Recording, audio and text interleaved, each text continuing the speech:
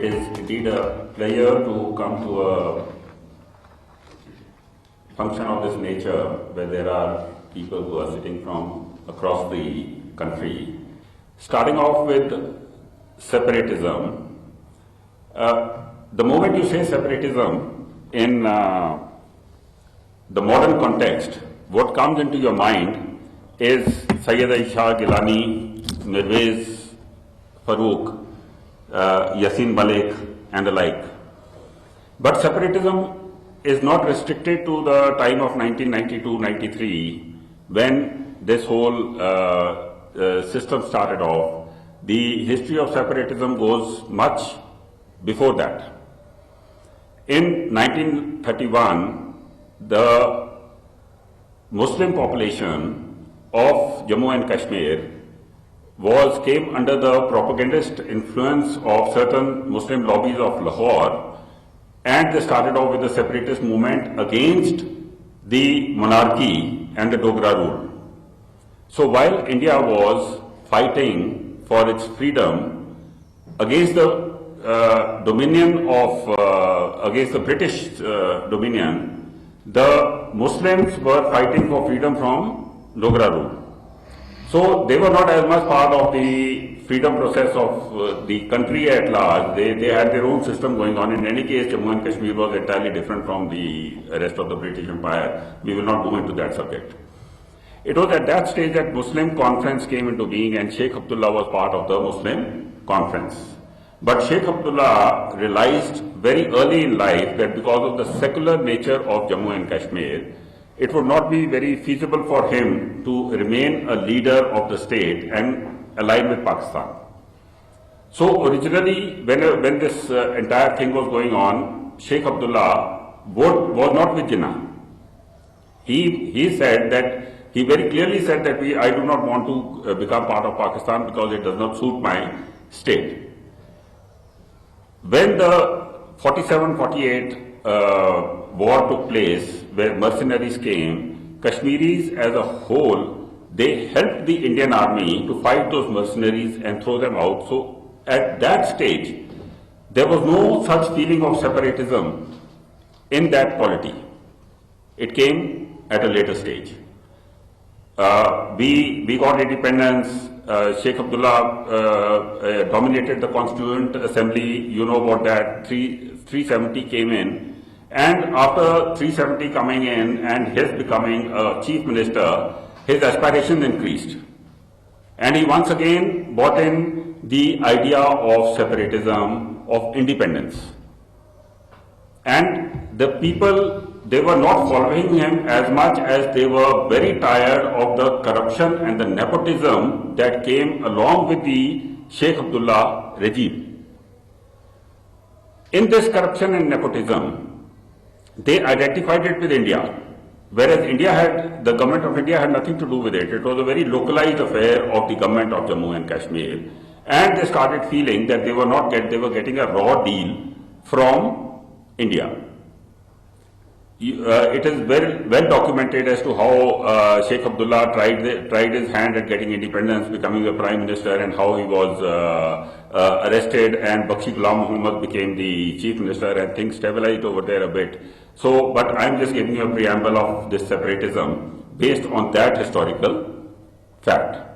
The Sufi culture of Kashmir became a target not only of Pakistan but of the other Islamic forces that were very powerful in the world, basically Saudi Arabia.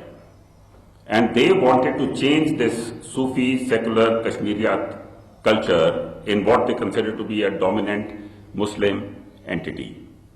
It was for that reason that somewhere in 1984, Saudi started coming into Kashmir with money. They opened a medical college over there. They started giving certain medical assistances. They started pouring in money for madrasas, for mosques. All this has not started recently, as people say. It started in 1984. Now, based on all those things, जो नारा वहाँ लगा था, Islam is in danger. So it was Islam in danger which started attracting the youth more than separatism from India.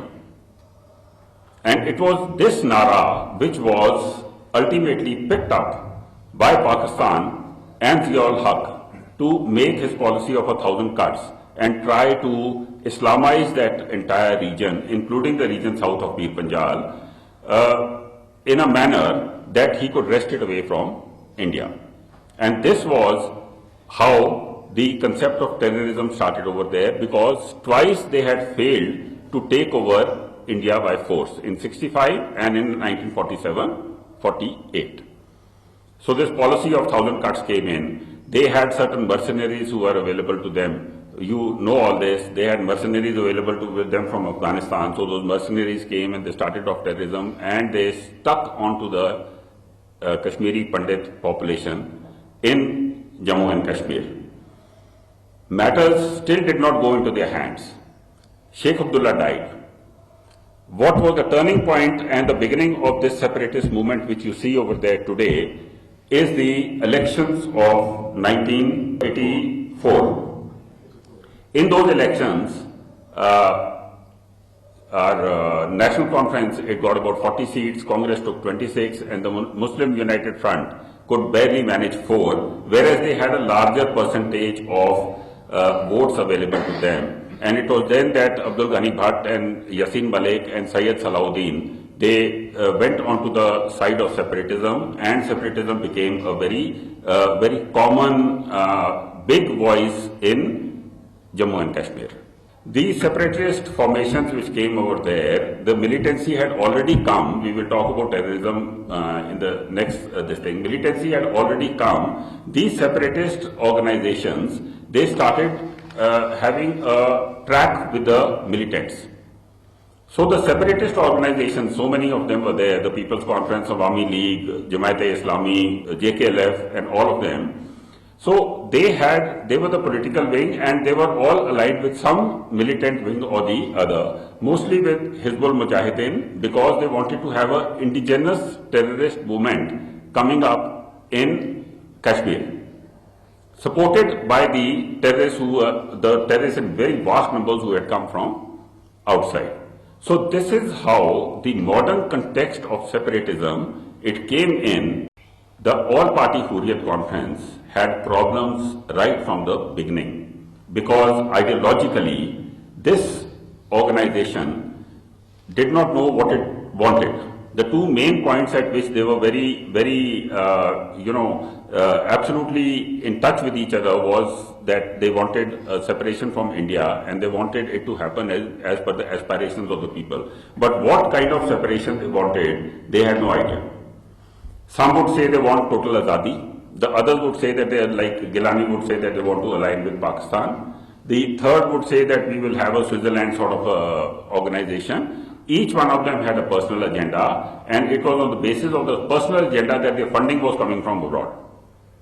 So ultimately they became stooges of the powers which were maintaining them over there. What was to be an ideological movement, it converted itself more and more into a political and an economic issue. It was very natural that the all-party Hurriyat Conference, because of these disparate ideologies, would split. So the first split came in 2003 when Gilani left the organization, and the second split came in 2014 when Shabir Shah and his 4 cronies also left the organization, and each one of them has got now a separate setup in Pakistan with whom they are dealing with, but all of them are dealing with the ISI. So this is how this concept of separatism has come in, and what have they managed to do for Kashmir at the moment, apart from the divisiveness and the disruptiveness and the unrest that they are doing under foreign sponsorship, is to separate Kashmir all the more. Kashmir now, because of them, stands separated in casteism. The Sunnis are not looking at the Shias. The area of south of the area across the Zojila Pass, which holds the Shias, who have got more affinity with the people of Gilgit-Baltistan, they have got nothing to do with the separatist movement in Kashmir. The people south of the Pir Panjal, the Gujjars and the Bakarwals, who are, even though they are Sunni, but they are not Kashmiri speaking, they also have got nothing to do with the ideology of separatism.